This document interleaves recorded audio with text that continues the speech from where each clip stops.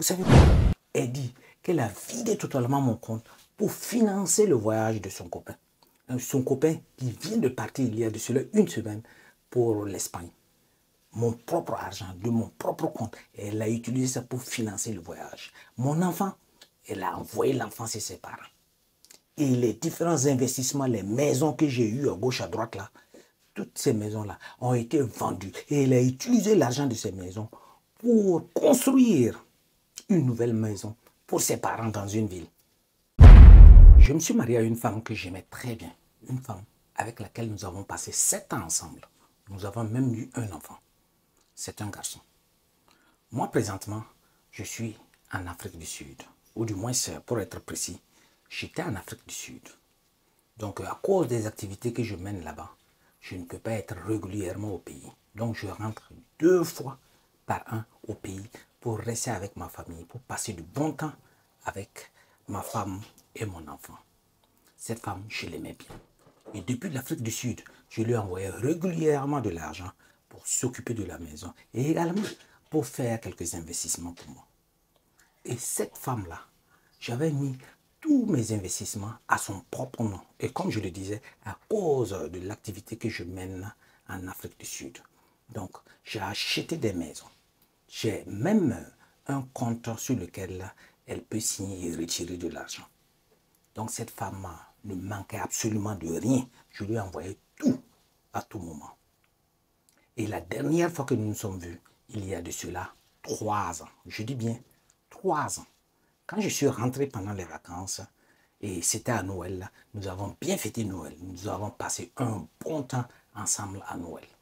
De retour en Afrique du Sud, boum, voilà que tous mes problèmes démarrent là-bas. Et malheureusement, j'ai été arrêté et on m'a mis en prison.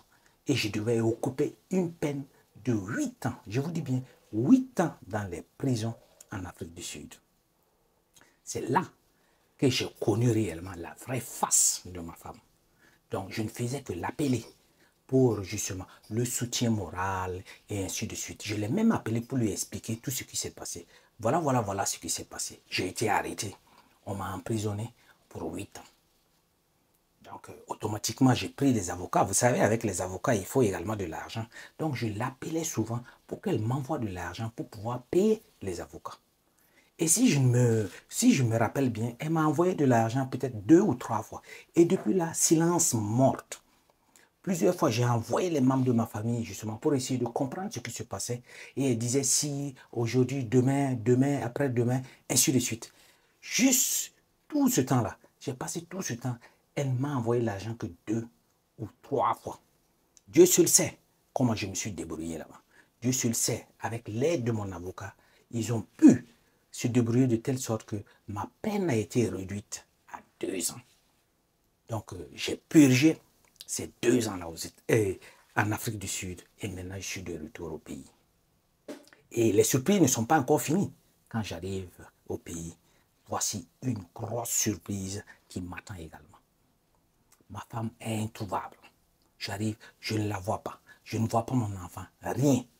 Je pars tirer l'extrait de notre compte. Le compte est à 0. Elle a vidé tout l'argent du compte. Les investissements que j'ai eu à faire, c'est vrai que c'était à son nom, mais je connaissais l'emplacement des maisons que j'ai eu à acheter. Sur les lieux, tout a été vendu. Tout a été vendu. Il n'y a plus rien. Et elle-même, elle est introuvable. Je ne vois pas mon enfant. Je ne sais pas où il se trouve. Je ne sais pas comment faire. J'essaie en vain de rentrer en contact avec elle. En vain, je n'arrive pas du tout à rentrer en contact avec elle. Mais je poursuis toujours mes enquêtes. Je poursuis mes enquêtes parce que je veux comprendre cette histoire. C'est comme si je suis revenu à 0. Je suis parti en Afrique du Sud. Maintenant, je suis de retour. Je suis à 0. Je n'ai pas de l'argent. Je n'ai absolument rien pour essayer de lancer une activité. Je n'ai pas ma femme et je n'ai pas mon enfant également. Je suis à 0, totalement à 0. Là où je suis, je ne sais même pas quoi faire. Il y a beaucoup d'idées qui me traversent la tête. Donc, j'essaie de tout faire pour rencontrer ma femme et comprendre. Parce que je ne sais pas pourquoi. Elle a quitté la maison. Je ne sais pas pourquoi elle a abandonné la maison. Et je ne sais pas pourquoi tous ces biens également ont été vendus. Dans tous les cas, moi, j'ai besoin de récupérer mes fonds. Je veux récupérer mon argent pour redémarrer une nouvelle vie. Mais les gars, vous ne savez pas. Souvent, quand on vous donne les réponses par rapport aux questions que vous posez, souvent il y a certaines réponses, vous ne savez même pas ce que vous allez faire de la personne. Souvent, vous avez envie peut-être de détruire totalement cette personne-là. Parce que ces réponses-là, je me pose des questions. Qu'est-ce que j'ai bien pu faire à cette femme-là pour qu'elle me traite de la manière? Vous savez quoi? Elle dit qu'elle a vidé totalement mon compte pour financer le voyage de son copain. Son copain qui vient de partir il y a de cela une semaine pour l'Espagne. Mon propre argent, de mon propre compte. Et elle a utilisé ça pour financer le voyage. Mon enfant, elle a envoyé l'enfant chez ses parents.